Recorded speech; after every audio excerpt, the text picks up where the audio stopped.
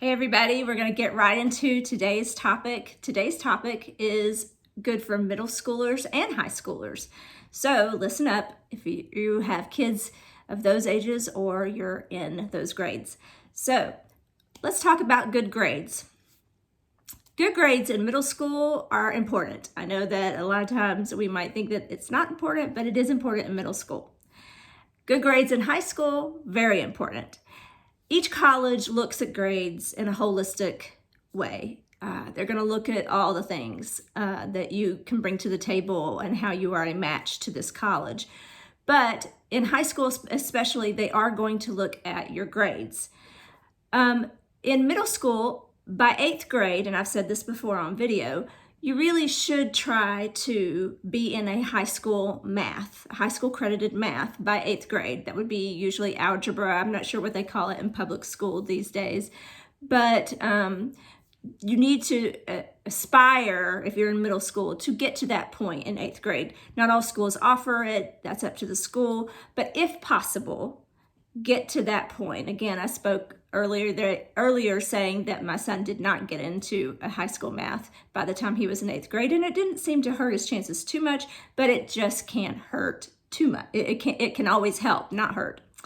So rigor matters. And what we're talking about rigor is you're taking the most advanced course that you can take and still get a B or higher.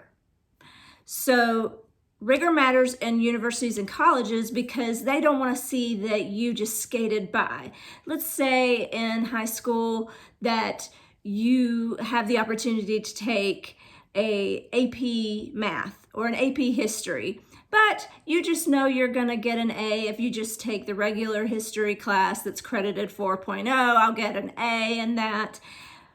What they want to see is that you took the higher rigor course, like a 4.5 or a 5.0 weighted class, and they want to see that you made a B or higher, because that means that you were willing to take the chance, that you're taking a more advanced course. And while you may not get an A, and maybe it's a C, you still took it. You still tried your best. That's how colleges look at it. So when they see that you made all A's and there's no rigor on your profile or on your transcript, when they go to see if they want to accept you, they could pass on you, because even though you got great grades and A's in those classes, they could totally pass on you for not taking the higher rigor course. Because obviously if you're an A student, most of the time you can take a higher rigor class. Report cards, each time you get them, middle schoolers and high schoolers, they go in your binder that you've created to help create this college plan. The grades are important in the sense that you're being compared to the people in your school. A lot of parents don't know, a lot of kids don't know that their school has a school profile. You can find it on your school website usually. And it gives the stats for how many students are here in this school. What is the amount of students, percentage of students that took a higher rigor class and passed it with a B or higher? Those things are on those school profiles, and you have to submit that in your Common App when you go to apply for college. So you want to show up as the best of the best in your school, because that's the immediate group of people that you're going to be compared with. And as I said before, National Junior Honor Society for middle schoolers should be a goal. National Honor Society should be a goal for every high schooler. Now, let's move on to the next one, developing talents and gifts. This is going to be a pretty quick one. But what are talents and gifts? Well, that's anything that good Lord gave you that you are good at. Some people are good at organizing. Some people are good at writing. Some people are good at gaming. Some people are interested in science and crime and music and sports. All of those things are gifts and talents that can be developed for your good and for your career possibly. So find something you're passionate about. If you know me, I'm passionate about singing, I'm passionate about music, and I'm passionate about college planning, apparently. So find something you're passionate about and make that what you develop. because nobody wants to hate doing what they're doing for their career. So if you can find something and hone into something you're passionate about, then do that and find out how to develop those talents and gifts. So how would you do that? Well, you could be looking right now for summer camps. As soon as they're out, look for summer camps that would be interesting to you, that would develop your talents and gifts. Now, a lot of camps are expensive. If you're interested in tech, coding, things like that, you might go to an ID Tech camp. It's a decent amount of money. But you could also go take camps locally at places like Code Ninjas for that. You could go to UNCG and see if they have any music camps or anything like that that's going on. The YMCA offers piano lessons. Is that something that you need to brush up on or improve on or even just learn? So an example of this is my son. He was big game design. That was going to be his major.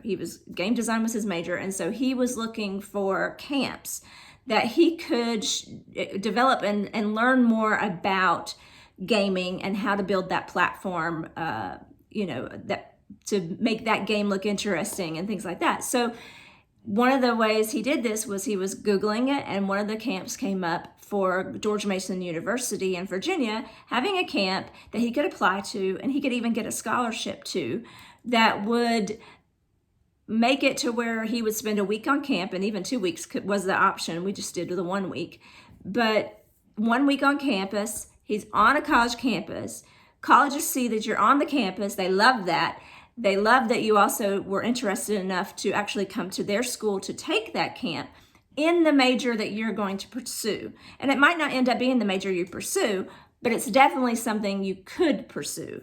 And it's there on your resume that you did that. And I believe that that had an impact because he took that camp at George Mason University. I believe that that had an impact on him getting accepted at GMU and getting a large scholarship. So don't forget, whatever you're passionate about could also be your career. My daughter is passionate about teeth and she wants to be an orthodontist. So I let her run with it. The other thing is that when you are doing these things, middle school and high school, and your summer looks like you're, and even your school year is looking like you are advancing your talents and gifts and getting better at them, learning more interesting things about them. That looks good on your resume when you apply for college. So keep that in mind. It helps you to stand out. What are you doing that your peers are not? I always say that to my daughter. You're doing what your peers are not. You're going to stand out. It's very simple. It's just the simplest of things like that. But do whatever you can to develop those talents and gifts and earn good grades. And that will go a long way into your college planning. So our next tip is going to be about the PSAT. And we'll get that out to you guys pretty soon, hopefully. Thank you, guys.